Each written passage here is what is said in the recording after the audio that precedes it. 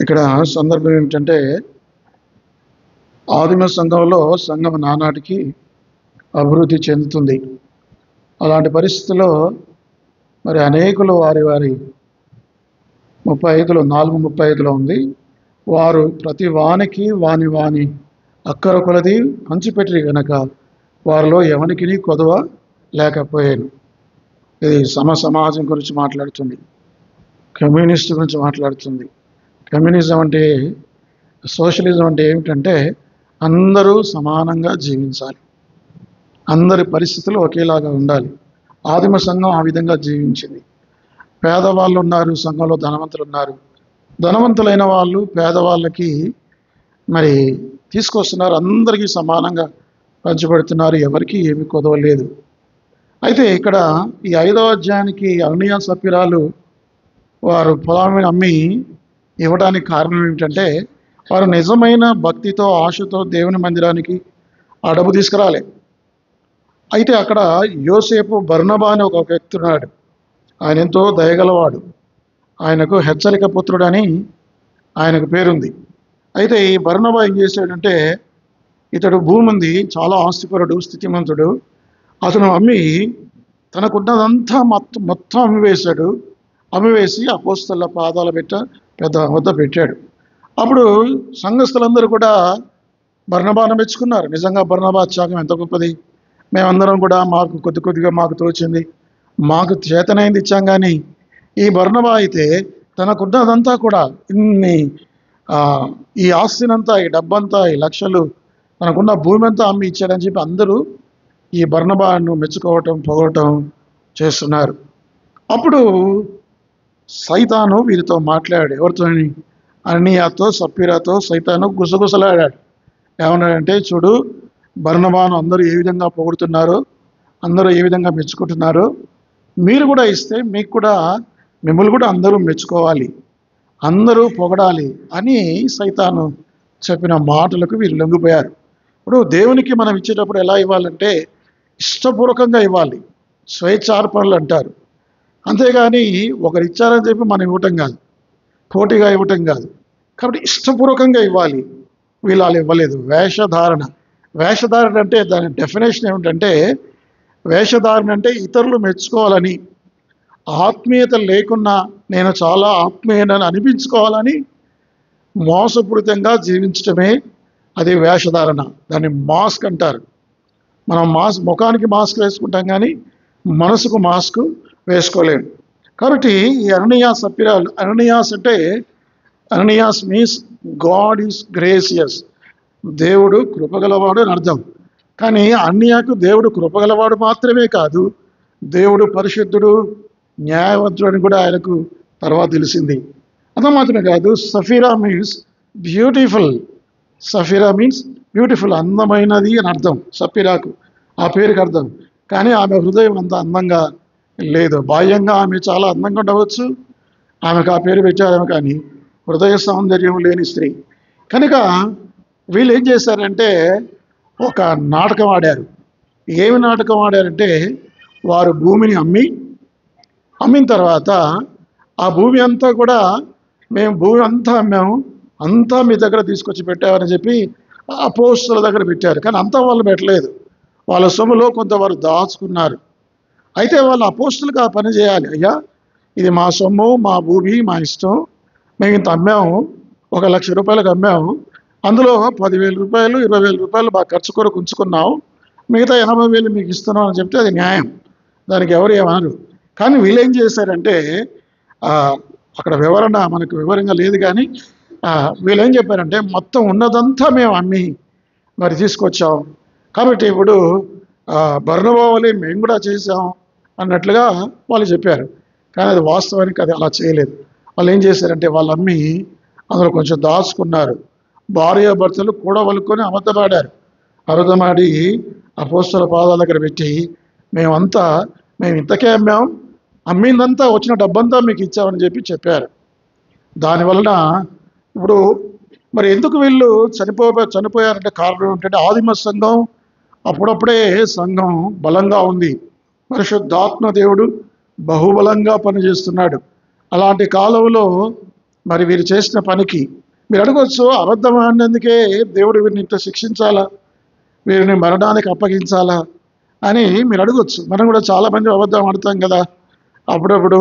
అంత మాత్రాన్ని చనిపోవటం ఇంత అవసరమా? అయితే జరిగిన కారణం ఏమిటంటే, ఎందుకు వాళ్ళు చనిపోయారు కారణం ఏమిటంటే, ఇప్పటిదాకా ఈ 2వ అధ్యాయం, 1వ అధ్యాయం, 2వ అధ్యాయం, 3వ అధ్యాయం, 4వ అధ్యాయం, ఈ 4 అధ్యాయాల్లో కూడా ఎక్కడ కూడా వాళ్ళు ఏం చేశారంటే పాపం చేశారు. అననీయ నాటకం, సామెతల గ్రంథం 12వ అధ్యాయం 22వ వచనం. సామెతలు 12:22. సామెతలు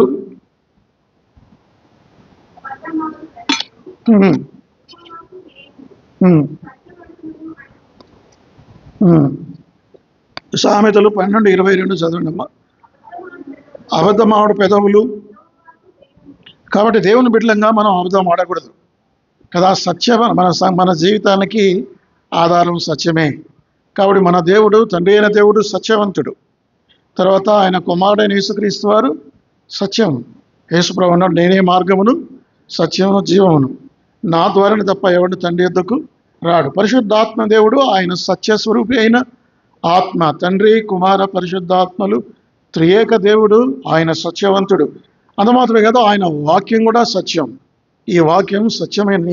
ద వర్డ్ ఈజ్ ట్రూత్ అని ఉంది. నీ వాక్యమే సత్యము. తండ్రి సత్యవంతుడు, కుమారుడు సత్యవంతుడు, పరిశుద్ధాత్మ దేవుడు సత్యవంతుడు, ఆయన వాక్యం సత్యము. ఇప్పుడు మనం ఆయన పిల్లలు మనం ఎలా ఉండాలి?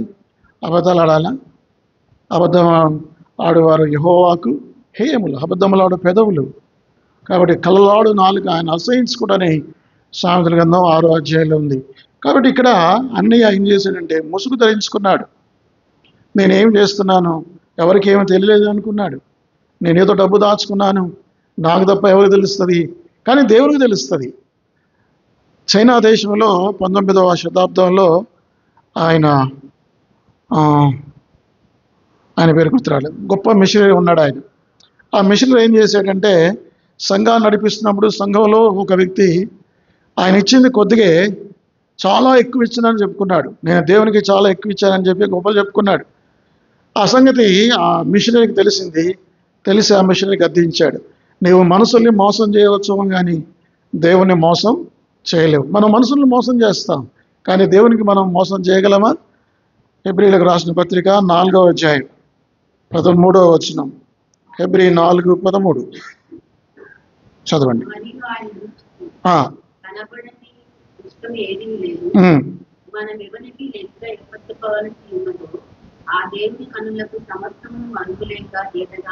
కాబట్టి దేవుని గట సమస్తమును మరుగులేక తేటగా కనబడుతుంది. ఇప్పుడు ఈ సీసీ కెమెరాలే ఇంత రికార్డ్ చేస్తే మరి దేవుని సీసీ కెమెరాలు కదా ఆల్వేస్ కదా ఎప్పుడు పనిచేస్తూనే ఉంటాయి.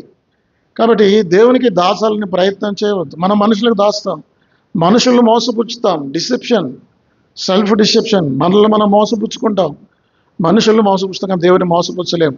మీరు ఏం చేశారంటే దేవుని మోసపుచ్చడానికి ప్రయత్నం చేశారు. దేవుని బిడ్డలంగా దేవుని వాక్యం ప్రకారం దేవుని బిడ్డలంగా యథార్థంగా జీవించాలి. ఎక్కడ కూడా మనల్ని మనం మోసపుచ్చుకోకూడదు, ఇతరులను మోసపుచ్చకూడదు. దేవుణ్ణి అసలే మనం మోసగించలేము. కనుక ఇతను ఏం చేశాడంటే మొదటి 2 వచనాలు చదువుతాను. అననీయ అను ఒక మనుషుడు తన భార్య అయిన సపీరాతో ఏకమై పొలం అమ్మెను. భార్య ఎరగకని వాడు దాని పొలంలో కొంత దాచుకొని కొంత తెచ్చి అపోస్తలుల పాదముల యొద్ద పెట్టెను. భార్య భర్తలు కూడబలుకొని అబద్ధం ఆడారు. ఇది ఎంత విచారం. అయితే నేను ఇందాక మీరు దాటేశాను. అబద్ధం ఆడినందుకే దేవుడు వారిని ఎందుకంత శిక్షించాడంటే అప్పటిదాకా సైతాను సంఘము వెలుపల ఎన్ని శ్రమలు తీసుకొస్తున్నా, ఎన్ని కష్టాలు తీసుకొస్తున్నా సంఘం అంతకంతకు విస్తరిస్తుంది. వాడు ఎన్ని హింసలు చేస్తున్నాడో అంతకంతకు సంఘం వర్ధిల్లుతుంది. సంఘము లోపలికి రావడానికి అపవాదికి అవకాశం లేదు. కానీ మొట్టమొదటిసారిగా అననీయ సప్పీరాల ద్వారా సైతాను సంఘం లోపల ప్రవేశించాడు. అది మొగ్గలో తుంచివేయకపోతే మరింతమంది ఇలా చేసే అవకాశం ఉందని చెప్పి దేవుడు ఆ పేతురు దాన్ని గ్రహించి ఆ పాపాన్ని బట్టి వారిని శిక్షించాడు. కాబట్టి వీరు మరి అబద్ధం అవటం కంటే ఎక్కువ పాపం ఏం చేశారంటే అపవాదికి సైతానుకు చోటిచ్చారు. సాతానుకు వారు సంఘంలో తొలిసారిగా మొట్టమొదటిగా ప్రవేశించడానికి ఆదిమ సంఘంలో వారు కారకులయ్యారు కనుక వారు మరణించారు. కాబట్టి దేవుని బిడ్డలంగా మనం మోసపుచ్చటం అనేది చాలాసార్లు మోసం చేస్తాం, చాలాసార్లు అబద్ధాలు ఆడతారు, చాలాసార్లు రకరకాల విధాలలో జీవిస్తారు. కానీ మనం అనుకుంటాం నన్ను ఎవరు చూడట్లేదు అనుకుంటాం. చేవెల్లో మేము ఉన్నప్పుడు ఒక బిలీవర్, ఆయన ఒక విశ్వాసి, మంచి విశ్వాసి, ఆయన ఏం చేసామంటే పాలు అమ్మేవాడు. మేము అనుకున్నాం పాలు అమ్ముతున్నాడు కదా, మన విశ్వాసి కదా, మంచి పాలు పోస్తాడు అనుకున్నాం. మంచిగా ఒక ఇంతకుముందు తీసుకున్న వాళ్ళ దగ్గర మానేసి ఈ దగ్గర తీసుకుంటే ఈయన ఏం చేశాడంటే వాళ్ళకంటే ఎక్కువగా కల్తీ చేసి వాళ్ళన్న కొన్ని నీళ్ళు కలుపుతాయి, ఈయన సగం నీళ్ళ కంటే ఎక్కువ కలిపేవాడు. మాకు అర్థమైంది ఆయన విశ్వాసి, ఆరాధన చేసేవాడు. మేము అనుకున్నాం ఏమిటిది, ఆయన దగ్గర మానిపించాం. దేవుని బిడ్డలో ఎంత యథార్థంగా ఉండాలి, మనం అన్ని విషయాల్లో యథార్థంగా ఉండాలి. ఏ లోపం కూడా, మనలో బలహీనతలు ఉంటాయి, తప్పులు ఉంటాయి, కానీ వాటిని మనం తెలుసుకుని వెంటనే సరి చేసుకోవాలి. దేవుని యొక్క పశ్చాత్తాపడాలి, ఒప్పుకోవాలి, వాటిని విడిచిపెట్టాలి, వాటిలో కొనసాగకూడదు.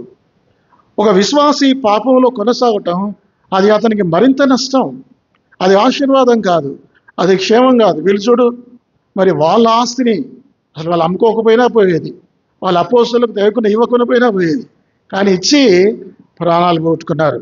కాబట్టి ఇక్కడ ఇవ్వటం తప్పు కాదు, కానీ ఏ విధంగా నువ్వు ఇస్తున్నావు, దేవునికి ఇచ్చే విధానం ఏమిటి, యథార్థంగా ఇస్తున్నావా, నీ ఆరాధన, భక్తి, కానుకలు, సమర్పణలు, మన ప్రవర్తన అంతా యోగ్యంగా ఉందా అనేది మనం జాగ్రత్తగా చూసుకోవాలి. రెండవది ఏమిటంటే ఈ యొక్క సప్పీరా కూడా పాపంలో భాగస్వామి అయింది. కనీసం సప్పీరా కూడా చెప్పవచ్చు కదా, అయ్యా అట్లా మనం చేయకూడదు. భర్త తప్పు చేసినప్పుడు భార్య మందలించవచ్చు, భార్య సరి చేయవచ్చు. భార్య తప్పు చేస్తే భర్త అలా కదమ్మా ఇలా చేయాలని చెప్పొచ్చు. కానీ వీళ్ళు ఏం చేశారు, ఇద్దరు కూడా పలుకొని చూడండి, ఆమోసు గ్రంథం 3వ అధ్యాయం 3వ వచనం. ఆమోసు గ్రంథం 3వ అధ్యాయం 3వ వచనం దొరికిందా? సమ్మతింపకుండా ఇద్దరు కూడి నడుతురా, ఎరదొరగక సింహం అడవిలో గర్జించునా. సరే, ఇక్కడ మాట ఏమిటి? సమ్మతింపకుండా ఇద్దరు కూడి నడుతురా. భార్యాభర్తలు అన్ని విషయాల్లో సమ్మతిగా ఉండాలి, కానీ పాపంలో సమ్మతిగా ఉండకూడదు. ఇప్పుడు అప్పులో మీ ఇంటికి వచ్చాడు అనుకోండి, ఉదాహరణకి భర్త లోపల ఉంటాడు, భర్త భార్యకి ఏం చెప్తాడు, ఇంటి ఆయన లేడని చెప్పమని చెప్తాడు. ఇప్పుడు ఏమేం చెప్తుంది, మా ఇంట్లో మా ఆయన లేడని చెప్తాడు. అంటే భార్య భర్తలు కలిసి అబద్ధం ఆడటం, అలా చేయకూడదు. కాబట్టి రక్షింపబడిన భర్తను బట్టి భార్య పరిశుద్ధపరచబడుతుందని దేవుని వాక్యం చెప్తుంది. రక్షింపబడిన భార్య భర్తను బట్టి పరిశుద్ధపరచబడుతుంది. భార్య భర్తలు ఒకరినొకరు వాక్యంలో, విశ్వాసంలో ప్రోత్సహించుకోవాలి. పాపం చేసి కూడబలుకోవద్దు. చాలా విషయాల్లో, మంచి విషయాల్లో భార్య భర్తలు ఉండకుండా చెడ్డ విషయాల్లో ఒకరినొకరు పురిగొల్పుకొని ప్రోత్సహించుకొని, తద్వారా అది వారికే కాదు వారి పిల్లలకు కూడా నష్టమే. అర్థమేనండి? కాబట్టి మొట్టమొదటిగా అననీయ పాపం చేశాడు. అననీయతో ఈమె ఎవరంటే ఈమె కూడా, సపీరా కూడా భాగస్వామ్యమైంది. వీరు పేతురు పాదాల దగ్గర పెట్టారు, కానీ పేతురికి అన్ని తెలిసిపోయాయి. పేతురు పరిశుద్ధాత్మ చేత నింపబడ్డాడు. పరిశుద్ధాత్మ చేత నింపబడిన పేతురికి అన్నీ తెలుస్తాయి. దైవజనులకు, దైవ సేవకులకు, ప్రవక్తలకు ఆనాటి కాలంలో, ఈనాటి సేవకులకు తెలియకపోవచ్చు, కానీ ఆ రోజుల అపోస్తులకు, ప్రవక్తలకు అన్నీ తెలిసాయి కదా. అతని పేరు ఎలీషా దగ్గరికి వచ్చాడు. ఎవరైనా? నయమాను తీసుకుని ఏ సేనాధిపతి ఆయన పేరు? సిరియా నయమాను యుద్ధ నుంచి ఈ గేహాజీ అనే వ్యక్తి ఏం చేశాడంటే పరిగెత్తుకొని పోయి ఆ వస్త్రాలు, ఆ వెండి, ఆ బంగారం తీసుకున్నాడు. మరి ఆ సంగతి ఎవరు తెలిసింది? ఎలీషాకు తెలిసింది. ఎలీషా అన్నాడు, నువ్వు ఎక్కడికి పోయిస్తున్నావు, ఏమి నేర్చుకున్నావు అని వెంటనే గద్దించాడు. ఆ కుష్ఠరోగం ఆయనకు పోయింది, నీకు వచ్చునుగాక అన్నాడు. కుష్ఠరోగం వచ్చింది. అంటే దైవజనులకు ఆ సంగతులు బయలుపరచబడతాయి. మనం ఏమీ అనుకోవడానికి లేదు, ఏమీ తెలియదులే, ఎవరు ఏమీ చూడలేదు అనుకోవడానికి లేదు. ఇక్కడ అపోస్తలుడైన పేతురుకు తెలిసింది. పేతురు ప్రశ్నించాడు. ఏమైనా ప్రశ్నించాడు? చూడండి ఆ మాటలు, 3వ వచనం. అప్పుడు పేతురు, అన్నయ్య, నీ భూమి వేలో కొంత దాచుకొని పరిశుద్ధాత్మను మోసపుచ్చుటకు సాతాను ఎందుకు నీ హృదయమును ప్రేరేపించెను. చూసారా, సాతాను ప్రేరేపించబడ్డారు వాళ్ళ చేత. ఇస్కరియోతు యూదా కూడా యేసు ప్రభుతో ఉంటూనే, శిష్యులతో ఉంటూనే, శిష్యుడిగా పరిగణిస్తూనే అతను కూడా అపవాదతంలో ప్రవేశించింది. బైబిల్ చెప్తుంది సైతానుకు, బైబిల్లో ఉంది, అపవాదికి, చెప్పండి, అపవాదికి చోటియకుడి. మీరు చోటిస్తే వస్తాడు, చోటియకుంటే వాడిని ఎదిరిస్తే, అపవాదిని ఎదిరించి వాడి ఎదురుండి పారిపోదు. అపవాది చెప్తాడు పాపం చేయి, ఎంజాయ్ చేయి, ఆనందించు, నువ్వు దశభాగం ఏకపోయినా పర్వాలే, నేను ఎవరు చూస్తారు అని అంటాడు. కానీ మనం ఏం చేయాలంటే వాడి మాటలు వినొద్దు. ఇతను ఏం చేశాడంటే సైతానుకు లొంగిపోయాడు, సైతాను చేత ప్రేరేపించబడ్డాడు. దేవుని చేత ప్రేరేపించబడాల్సిన వ్యక్తులు సైతాను చేత ప్రేరేపించబడటం వల్ల సైతాను శక్తిని మీరు తక్కువ అంచవేయవద్దు. వాడు ఏం చేస్తాడు? యోహాను సువార్త 8వ అధ్యాయం 44వ వచనం. యోహాను 8:44. మీరు మీ తండ్రి యొక్క అపవాది సంబంధులు గోరుచున్నారు, నరహంతకుడై ఉండి కాడు, వాని యందు సత్యమే లేదు, వాడు అబద్ధమాడినప్పుడు తన స్వభావం అనుసరించే మాట్లాడును. కాబట్టి వాడు అబద్ధికునికి జనకుడు, నరహంతకుడు, వాడు ఏదైనా చేయగలడు. పాపం వీళ్ళను చేత వాడు అబద్ధం ఆడించాడు. అబద్ధం ఆడే కాదు, వాడు హత్య కూడా చేస్తాడు. యోహాను సువార్త 10వ అధ్యాయం 10వ వచనం. యోహాను 10:10. దొంగతనమును హత్యను నాశనము చేయుటకు తప్ప మరి దేనికి రాడు. చూసారు, అపవాది దొంగ. ఆదాములు ఏదేని తోటలో ఆదాము హవ్వల యొక్క మహిమ వస్త్రాలు దొంగిలించిన వాడు. కాబట్టి దొంగతనం చేస్తాడు, నరహత్య చేస్తాడు, అబద్ధమాడతాడు, గర్విస్తాడు. ఇవన్నీ కూడా విశ్వాసుల చేత లేకపోతే మనుషుల చేత చేయించడానికి ప్రయత్నిస్తాడు. కాబట్టి ఈ చెడ్డవన్నీ కూడా మనుషులు చెడ్డ పాపాలు చేయడానికి కారణం ఏమిటంటే సైతాను చేత ప్రేరేపించబడతారు. ఈ వ్యక్తి అననీయ సప్ఫీరాలు సంఘంలో చేర్చబడ్డారు. పరిశుద్ధాత్మ అనే పదాన్ని అక్కడ ఉపయోగించాడు పౌలు, అంటే పేతురు. పరిశుద్ధాత్మ అనే పదం అది అన్యులకు అర్థం కాదు, విశ్వాసులకు అర్థమైంది. బహుశా వీరు విశ్వాసులేమో, సంఘంలో చేర్చబడ్డారు, ఆదిమ సంఘంలో.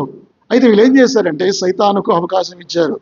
కాబట్టి దేవుని బిడ్డలంగా మనం సైతానుకు అవకాశం ఇవ్వకూడదు. సైతాను చెప్తాడు, మన మనసులో మాట్లాడతాడు. ఇతరులను ద్వేషించు, నీకేం తక్కువైంది, నువ్వు కూడా గర్వించు, ఇక్కడ ఉన్న వాళ్ళందరికంటే నీకు ఎక్కువ ఆస్తి ఉంది, నీకు ఎక్కువ భూమి ఉంది, నీకు ఎక్కువ చదువు ఉంది, నువ్వు గర్వించు అంటాడు వాడు. ఆమె తిడితే నువ్వు ఊరుకుంటావా, నువ్వు కూడా మళ్ళా తిట్టు అంటాడు. ఇట్లా చెప్తాడు సైతాను. సైతాను యొక్క ప్రేరేపణ వల్ల మనుషులు పాపం చేస్తారు. దేవుని పిల్లలు మనకు అపవాది సాతాను తంత్రాలను ఎరగని వారము కాము. ఏది సైతాన్ నుంచి వచ్చిందో ఆలోచన, ఏది దేవుని నుంచి వచ్చిందో మనకు తెలుసు. కాబట్టి సైతానుకు అవకాశం ఇవ్వకూడదు. వెంటనే వీళ్ళు ఏం చేశారంటే మరి ఆయన పేతురు ప్రశ్నించాడు, ప్రశ్నించగానే వారు దొరికిపోయారు. కానీ మనం అనుకుంటాం మనం పాపం చేస్తాం, మనం దొరకాలి అనుకుంటాం, కానీ దొరికిపోతాం. సంఖ్యాకాండం 32వ అధ్యాయం 23వ వచనం. సంఖ్యాకాండం 32వ అధ్యాయం 23వ వచనం. మీరు అట్లు చేయని ఎడల వారబోతుము, మీ పాపం ఏమో పట్టుకుంటుంది. అంతే, పాపమే పట్టుకుంటుంది. మనం ఎవరినో పట్టుకోవాల్సిన చెప్పలేదు, మన పాపమే మనల్ని పట్టుకుంటుంది. వీళ్ళ పాపం వీళ్ళు పట్టుకుంది. ఆయన ఆకారం అనుకున్నాడు, ఎరుకో పట్టణంలో ఎరుకో శాపగ్రస్తమైన ఆ బంగారము, సీనార్ వస్త్రాలు, వెండి ఇవంతా తీసుకున్నాను, నన్ను ఎవరు చూడట్లేదు అనుకున్నాడు. కానీ ఏమైంది, దగ్గరికి పట్టుబడ్డాడు. కాబట్టి పాపం చేసేవాడు ఏదో ఒక రోజు దొరుకుతాడు. ఒకసారి కాకపోయినా ఇంకొకసారి అని దొరుకుతాడు. కాబట్టి పాపం చేయటం అనేది అలాంటి దుస్సాహసం చేయవద్దు. విశ్వాసులైన వారు ఎటువంటి పాపం చేయడానికి ప్రయత్నం చేయవద్దు. ఏ పాపమైనా, చిన్న పాపమైనా పెద్ద పాపమైనా ఏదైనా సరే బహుజాగ్రత్తగా ఉండాలి, యథార్థంగా జీవించాలి. మన మనస్సాక్షి మన మీద నేరారోపణ చేయకుండా ఉండాలి, మన హృదయం మన మీద దోషారోపణ చేయకుండా జీవించాలి. ఏదైనా సరే నీ మనస్సాక్షి నీ మీద నేరం మోపుతుందా అంటే, నువ్వు తప్పు చేసినప్పుడు, మోసం చేసినప్పుడు ఎవరో వచ్చి మళ్ళీ చెప్పరు, మన మనసే చెప్తుంది.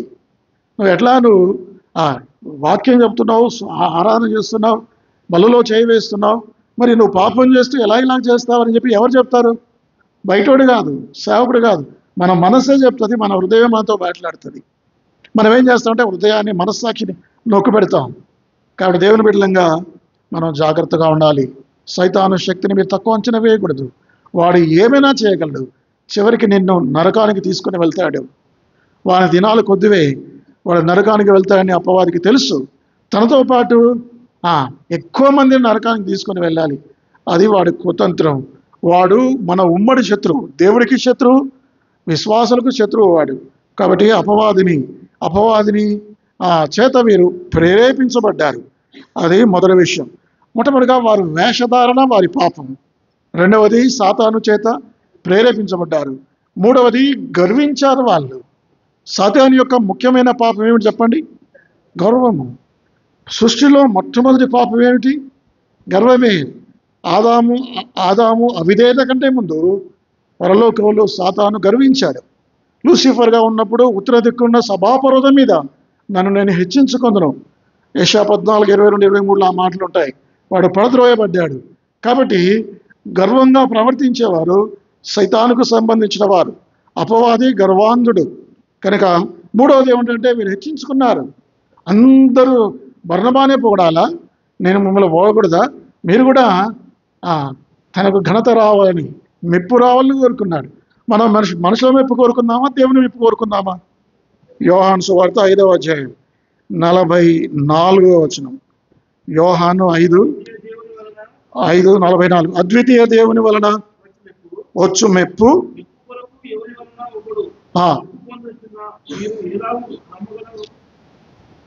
ఒకడు మెప్పు పొందుతున్న మీరు ఎలా నమ్మగలరు? 45 అవుతారు. అద్వితీయ దేవుని వలన వచ్చు మెప్పును కోరక వాళ్ళు ఏం చేస్తున్నారు? ఆనాటి యూదులు, యేసుక్రీస్తు కాలంలో యూదులు ఏం చేస్తున్నారు? అద్వితీయ దేవుని వలన వచ్చు మెప్పును కోరక ఏం కోరుతున్నారు వాళ్ళు? ఒకరు మెప్పు పొందుతున్నారు మీరు, అట్లా అంటున్నాడు దేవుడు. యేసుప్రభు అన్నాడు, అద్వితీయ వల్ల దేవుని వల్ల మెప్పుకోరండి అయ్యా, మనుషుల మెప్పు కాదు. మనుషుల మెప్పు కోసం ప్రయాసపడొద్దు. మనుషులు ఇవాళ మెచ్చుకుంటారు, మళ్ళీ రేపు ఎలా తెల్లారి మళ్ళీ విమర్శిస్తాను. కానీ దేవుని చేత ప్రశంసించబడాలి. కాబట్టి దేవుని బిడ్డలంగా బహు జాగ్రత్తగా ఉండాలి. కాబట్టి అది నాలుగవది. ఐదవది ఏంటంటే దేవుని తీర్పు వాళ్ళ మీదకి వచ్చింది. చూడండి ఆ మాటలు. ఇట్లా పేతురు ఇట్లా అన్నాడో లేదో 4వ వచనం 3:4. అన్నయ్య, నీ భూమి వేళలో కొంత దాచుకొని పరిశుద్ధాత్మను మోసపుచ్చుటకు సాతాను ఎందుకు నీ హృదయాన్ని ప్రేరేపించను? అది నీ యొద్ద ఉన్నప్పుడు నీదే కదా. అమ్మిన పిమ్మట అది నీ వశమే ఉండలేదా? ఎందుకు ఈ సంగతి నీ హృదయంలో ఉద్దేశించుకొనుచున్నావు? నీవు మనుషులతో కాదు దేవునితోనే అబద్ధం ఆడితేవని. చూసారా, దేవునితోనే అబద్ధం ఆడారు.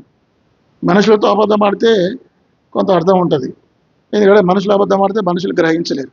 కానీ దేవునితో అబద్ధం ఆడితే వాళ్ళు చేసిన మొట్టమొదటి పాపం వేషధారణ, రెండవ పాపం సైతాను చేత ప్రేరేపించబడ్డారు, మూడవది వారు గర్వించారు, నాలుగవది దేవునిచే అబద్ధమాడారు. అబద్ధం అనే పాపం అన్ని పాపాలకు ఫిట్ అవుతుంది. మీకు తెలుసా? దొంగిలించేవాడు అబద్ధం ఆడతాడు, నరహత్య చేసేవాడు అబద్ధం ఆడతాడు, వ్యభిచరించేవాడు అబద్ధం ఆడతాడు, మోసం చేసేవాడు అబద్ధం ఆడతాడు. ఈ అబద్ధం అనే పాపం అన్ని పాపాలకు ఫిట్ అవుద్ది. కాబట్టి నరకంలో వేయబడేవారు అబద్ధికులందరూ మండుచున్న అగ్నిగుండంలో పడద్రోయబడుదురు. గత వారం కూడా చెప్పుకున్నాం. మనం అబద్ధం ఆడకుండా నిజాయితీగా బ్రతికిన వాడే ధన్యుడు. యథార్థంగా నష్టపోయినా పర్వాలేదు, వ్యాపారం చేస్తున్నాం, అబద్ధాలు ఆడి ఎక్కువ సంపాదించడానికంటే అబద్ధం ఆడకుండా కొద్దిగా సంపాదించినా అది మనకు మేలు, అది మనకు ఆశీర్వాదం. కాబట్టి వీళ్ళు అబద్ధం ఆడారు. వెంటనే ఏం జరిగిందంటే 5వ వచనం, అన్నయ్య ఈ మాటలు వినుచునే పడి ప్రాణం విడగా వినిన వారికి అందరికీ మిగుల భయము కలిగాను. చూసారా, అట్లా అన్నాడు. వెంటనే కింద పడిపోయి చచ్చిపోయాడు. అంటే పరిశుద్ధాత్మ శక్తి అంత బలంగా ఉంది. వారు ఇశ్రాయేలు ప్రజలు ఈ ఐగుప్తును దాటి ఆ యొక్క కనాన్లో ప్రవేశించిన తర్వాత కొన్నిసార్లు ఏదైనా సరే కొత్తది ప్రారంభమైనప్పుడు అప్పుడు ఏమైందంటే దేవుని శక్తి బలంగా పనిచేస్తుంది. వారు ఎరుకోరు దాటారు, ఆకాను చంపబడ్డాడు. అక్కడ కూడా వాళ్ళు దేవుని మందసాన్ని మోస్తున్నప్పుడు వారు ఎవరు వాళ్ళు? అబీహు నాదాబాబులు వాళ్ళు కూడా చంపబడ్డారు. ఎవరో వాళ్ళ కుమారులు, ఆరోడు కుమారులు ఇద్దరు చంపబడ్డారు. కాబట్టి ఏదైనా సరే కొత్త శకం ప్రారంభమైనప్పుడు దేవుడు తీవ్రంగా తీసుకుంటాడు. అంటే తర్వాత తీసుకోవడం కాదు, ఇక్కడ కూడా సంఘం ప్రారంభ దశలో ఉంది కాబట్టి వాళ్ళు చంపబడ్డారు. చూడండి, ఒక పాపము, ఒక అబద్ధం వారి ప్రాణాలు తీసింది. ఒక అబద్ధం, ఏదో పెద్ద పాపం చేయలేదు, ఒక నరహత్య చేయలేదు, ఒక దొంగతనం చేయలేదు, ఒక మోసం చేయలేదు, ఒక చిన్న పాపం వల్ల, ఒక చిన్న అబద్ధం వల్ల వారు చంపబడ్డారు. ఎంత విచిత్రం ఇది. ఆ తర్వాత ఏమైందంటే, మరి సప్పీరాన్ని గ్రహించుకోవాలి కదా. ఈ పాపం ఎప్పుడు కూడా అది డార్క్లో పెడుతుంది. ఇప్పుడు సప్పీరా వచ్చింది, 3 గంటల తర్వాత అప్పటికే చచ్చిపోయాడు, ఆయన పాత పెట్టారు. ఆ సంగతి ఆమె తెలియదు. ఆమెకు ఏమీ తెలియకుండా ఆమె ఏమీ లేనట్టు ఆమె వచ్చింది. అప్పుడు ఆమెను కూడా పేతురు అడిగాడు. ఏమని అడిగాడు చూడండి ఆ మాటలు. 8వ వచనం. అప్పుడు పేతురు, మీరు ఆ భూమిని ఇంతకే అమ్మితిరా, నాతో చెప్పుమని ఆమెను అడిగాను. ఆమెను చెప్పొచ్చు కదా, ఆమెనుకుంది, నా భర్త అట్లా చెప్పాడు, నేను ఇప్పుడు ఇట్లా చెప్తే నా కష్టం అయితే చెప్పి మేము ఇద్దరం కూడబలుకున్నాం కదా, ఆయన ఏం చెప్పాడో నేను కూడా ఇంతకే అమ్మితిరా అంటే ఆమె ఏమన్నది, మేము ఇంతకే అమ్మితిని. చూసారా ఎంత విచిత్రం ఇది. అప్పుడు ఆయన అన్న మాట మీరు గమనించండి. తర్వాత ఆయన ఏమన్నాడు, అందుకు పేతురు, ప్రభు యొక్క ఆత్మను శోధించుటకు. ప్రభు ఆత్మను వాళ్ళు శోధించారు. ఎన్ని పాపాలు వాళ్ళు చేసిన పాపాలు? మొట్టమొదటిగా వేషధారణ పాపం, రెండవది అబద్ధమనే పాపం, గర్వమనే పాపం, సాతాను చేత ప్రేరేపించబడ్డారనే పాపం. ఆ తర్వాత ఏం చెప్పుకున్నాం మనం? ఏకీవించారు, శోధించారు, దేవుణ్ణే శోధించారు, పరిశుద్ధాత్మని శోధించడానికి వారు ఏకీవించబడ్డారు. అప్పుడు ఆమె కూడా కింద పడి చచ్చిపోయింది. తెలుసా మీకు, బైబిల్లో ఉంది, పాపం వలన వచ్చే జీతం మరణం. వాళ్ళు పాపం చేశారు, మరణించారు. ఎంత చిన్న పాపము బైబిల్లో ఉంది. ఉదాహరణకి మీరు ఇల్లు కట్టుకున్నారు, ఇల్లంతా మంచి చక్కగా ఉంది, ఒక చిన్న రంధ్రం ఉందనుకోండి. చిన్న రంధ్రం ఉంటే ఆ చిన్న రంధ్రం నుంచి పాము వచ్చి మనిషిని కాటేస్తుంది. ఎక్కడ చిన్న లూప్ హోల్ ఉన్నా మన జీవితంలో అది చాలు మనల్ని చంపడానికి. ఎంత చిన్న నిప్పు ఎంత విస్తారమైన అడవిని తగలబెట్టడం. మనం అనుకుంటాం కొన్నిసార్లు విశ్వాసమే, మేము పెద్ద పెద్ద పాపాలు చేస్తున్నామా, మేమేమైనా దొంగతనం నరాత్య చేస్తున్నామా, ఈ చిన్న పాపమే అనుకుంటాం. కానీ ఆ చిన్నది చాలు మళ్ళీ దహించి వేయటానికి. వీళ్ళేమీ నరాత్య చేయలేదు, వీరేమి దొంగతనం చేయలేదు, వీరేమీ చేయలేదు, అన్నిట్లో బాగానే ఉన్నారు. ఆ ఒక్క విషయంలో అబద్ధం ఆడారు, చంపబడ్డారు. ఇప్పుడు నేనేమంటానంటే, వాళ్ళు అబద్ధమైనందుకే చంపబడితే ఇక మనం ఎన్నిసార్లు అబద్ధం ఆడ ఉండవచ్చు? అంటే ఎన్నిసార్లు మనం చంపబడి ఉండాలి? ఇక్కడ కూర్చున్న వాళ్ళందరం కూడా ఇప్పటికే చచ్చిపోవాలి. ఎందుకంటే ఇక్కడ ఎవరు కూడా అబద్ధం ఆడిన వాళ్ళు లేరు. అయితే ఎందుకు మనం చంపబడలేదు? కారణం ఏంటంటే, దేవుడు మనకు అవకాశం ఇస్తుంటాడు. దేవుని కృప మన మీద ఇంకా ఉంది, అందుకే మిగిలిపోయాం. మనమేం గొప్పవారని కాదు, మనమేం పరిశుద్ధులమని కాదు, కానీ దేవుని కృప మన మీద ఉండటం వల్ల. చూడండి ఆ మాటలు, అదే 4వ అధ్యాయం 33వ వచనం. దైవ కృప అందరి యందు అధికముగా ఉండెను. ఆ మాట మీరు గమనించారా? దైవ కృప అందరి యందు అధికంగా. ఇక్కడ మనం కూర్చున్న మనందరి మీద దేవుని యొక్క కృప ఇంకా అధికంగా ఉంది. అయినా సరే దేవుడు మనల్ని క్షమిస్తున్నాడు. మనం అబద్ధాలు ఆడినా, మోసాలు చేసినా, ఇతరుల మీద ద్వేషం పెట్టుకున్నా, ఏ పని చేసినా, ఎన్ని పాపాలు చేసినా దేవుడు మనల్ని మనం అనుకుంటున్నాం, దేవుడు నా పాపాలు, నేను ఎన్ని పాపాలు చేసినా దేవుడు నాకేమనట్లే కదా, ఇంకా నాకేమీ కాదులేదు, నాకు ఆమె గ్రాంటెడ్గా తీసుకుంటున్నారు, పాపాలు చేస్తున్నారు. ఈరోజు కాకపోయినా రేపైనా సరే నష్టం వస్తుంది. ఈరోజు చేసిన పాపం వెంటనే రాకపోవచ్చు. వీళ్ళు చేసిన పాపానికి వీరి వెంటనే శిక్ష వచ్చింది. కొంతమందికి వెంటనే రాదు, కొంతకాలం తర్వాత వస్తుంది. ఇంకొంతమందికి జీవితం చివరిలో వస్తుంది. ఇంకొంతమందికి జీవితం ముగిసినాక రావచ్చు. ఎప్పుడైనా సరే చేసిన పాపాన్ని నుంచి తప్పించుకోలేవు. మనుషుడు ఏమి విత్తునో అదే పంట కోయను. దానివల్ల ఏం జరిగిందంటే సంఘం అంతా భయపడ్డారు. కాబట్టి మరి అలా వాళ్ళు కనుక ఆ శిక్ష వాళ్ళకి జరగకపోతే, ఆ సంఘం భయపడకపోతే, ఒకరిని చూసి ఒకడు. ఇప్పుడు చూడండి, సంఘంలో ఒక వ్యక్తి చేసిన పాపం సంఘం మీద ప్రభావితమై ఉంటుంది. ఉదాహరణకి ఆకాను గురించి చూద్దాం. ఆకాను శపితమైన దాన్ని దోచుకున్నాడు. ఆకాను పాపం వల్ల 36 మంది యోధులు చంపబడ్డారు. మీకు తెలుసా? ఆకాను యెహోషువ యుద్ధానికి పంపినప్పుడట 36 మంది యోధులు చనిపోయి ఎవరి పాపాన్ని బట్టి? ఆకాన్ చేసిన పాపాన్ని బట్టి. ఒక వ్యక్తి పాపం ఆ వ్యక్తి మీద, ఆ కుటుంబం మీద, ఆ సంఘం మీద, ఆ సమాజం మీద ఉంటుంది. ఇప్పుడు గులాబీ తోటకు మీరు వెళ్తారు. గులాబీ తోటలో ముళ్ళు ఉంటాయి. ఆ ముళ్ళు గుచ్చుకుంటాయి. మీరు ఏం చేస్తారంటే ఆ ముళ్ళన్నీ ఏరి అవన్నీ తీసివేస్తే అవన్నీ కూడా అప్పుడు శుభ్రంగా ఉంటుంది, చూడడానికి చక్కగా ఉంటుంది, అందులో నడగలం. కాబట్టి మన జీవితంలో ఏ ముళ్ళులు ఉన్నాయి, ఏవి అపవిత్రమైన ఉన్నవి, మనం జాగ్రత్తగా బలలో చేయవేయకముందే పరీక్షించుకోవాలి. ఇంత చిన్న పాపానికే వాళ్ళు చంపబడ్డప్పుడు మనం ఎన్ని పాపాలు అంటే ఎవరికి వాళ్ళకి మీకు తెలుసు. నా గురించి నాకు తెలుసు, మీ గురించి నేను మీ గురించి చెప్పాల్సిన పని లేదు, మీరు నా గురించి బహిరంగంగా చెప్పాల్సిన పని లేదు. ఎవరికి వాళ్ళమే చెప్పుకుందాం, ఎవరికి వాళ్ళమే పరీక్షించుకుందాం. వారందరూ భయపడ్డారు. భయపడటం అనేది చాలా ముఖ్యమైనది. చూడండి మా మాటలు సామెతల గ్రంథం 9వ అధ్యాయం 10వ వచనం. సామెతల గ్రంథం 9వ అధ్యాయం 10వ వచనం. యెహోవా యందు భయభక్తులు కలిగి ఉండుటయే జ్ఞానమునకు మూలం. పరిశుద్ధ దేవుని కూర్చిన తెలివి వివేచన కాదని. కాబట్టి మనం దేవుని యందు భయము భక్తి కలిగి ఉండాలి. దేవునికి భయపడాలి. మనుషులకు భయపడకపోయినా దేవునికి భయపడాలి. మనుషులు చూస్తున్నారు కాదు, దేవుడు చూస్తున్నాడు. మనుషులు ఏమి గ్రహించకపోవచ్చు. కాబట్టి యెహోవా యందు భయభక్తులు కలిగి ఉండాలి. సంఘం అంతటికీ భయం కలిగింది. అంత మాత్రమే కాదు, సంఘం ప్రక్షాళన చేయబడింది. సంఘం ఏమైంది? ప్రక్షాళన కడగబడింది. ప్రతి ఒక్కరిలో భయం ఉంది. ప్రతి ఒక్కరిలో పరిశుద్ధత, మేము పరిశుద్ధంగా జీవించాం. అయ్యో అన్య సప్పిరాలు చంపబడ్డారు, మేము కూడా చచ్చిపోతామేమో అని ప్రతి ఒక్కరు భయపడ్డారు. సంఘం పరిశుద్ధత రావడానికి, సంఘం ప్రక్షాళన చేయబడడానికి కొన్ని సంఘటనలు దేవుడు అనుమతిస్తాడు. అర్థమైందండి? కాబట్టి ఆ మాట చూడండి. 1 కొరింథీ 11వ అధ్యాయం 30వ వచనం. 1 కొరింథీ 11:30. ఇందువల్లని మీలో అనేకులు బలహీనులను రోగులను అయినారు. ఎందువల్ల అంటే విశ్వాసులైన వారు పాపం చేసి ఆ పాపాన్ని సరి చేసుకోకపోవటం వల్ల, ఒప్పుకొని విడిచిపెట్టక వల్ల, అలాగే చేస్తూ పాపంలో కొనసాగి వాదవేయ మనసాక్షి ఉంటూ బలలో చేయి వేస్తూ ఉండటం వల్ల వాళ్ళకేమొచ్చింది? మొట్టమొదటిగా బలహీనం వచ్చింది. ఆ బలహీనం వచ్చిందో సరి చేసుకోవాలి కదా. సరి చేసుకోవాలో లేదా? సరి చేసుకోలేదు. ఆ తర్వాత వాళ్ళకి ఏమొచ్చింది? రోగం వచ్చింది. రోగం వచ్చినాకనే సరి చేసుకోవాలి కదా. మూడవది ఏమొచ్చింది? నిద్ర. అంటే ఏమిటి అక్కడ? మరణం. నిద్ర అనేది విశ్వాసుల మరణాన్ని చెప్తుంది. కాబట్టి దేవుని ఆజ్ఞలు మనం తీవ్రంగా తీసుకోవాలి.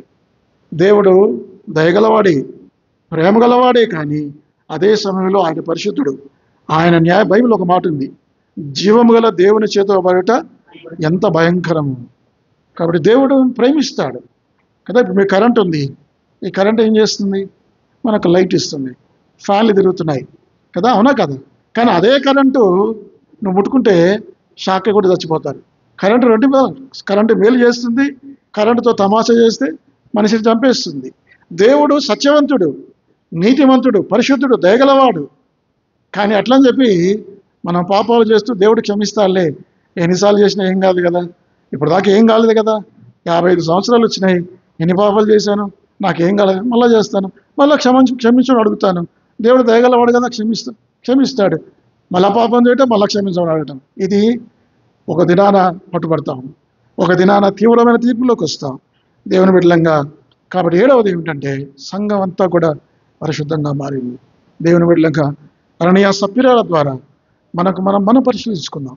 ఈరోజు మనం అననీయ సప్పిరాలను తప్పుపడటం కాదు, అది కాదు మన ఉద్దేశం. ఈ వాక్యం చెప్పేది అననీయ సప్పిరాలు ఎలాంటి పాపాలు చేశారో, వాళ్ళు ఎంత చెడ్డవాళ్ళు, వాళ్ళు అబద్ధం ఆడారని, వాళ్ళు మోసం చేశారని, వాళ్ళు గర్వించారని, వాళ్ళ వేషధారణ అని చెప్పుకోవడం వల్ల మనకేం లాభం?